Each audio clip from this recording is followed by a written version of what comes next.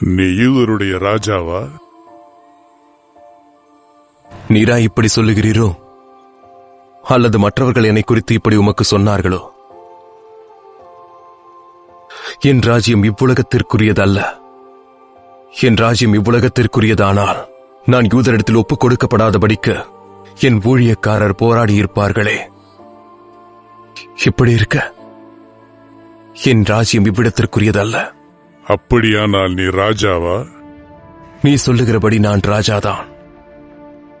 சத்தியத்தை குறித்து சாட்சி கொடுக்க நான் பிறந்தேன். இதற்காகவே இந்த உலகத்தில் வந்தேன். சத்தியவான் எவனும் என் சத்தம் கேட்கிறான்.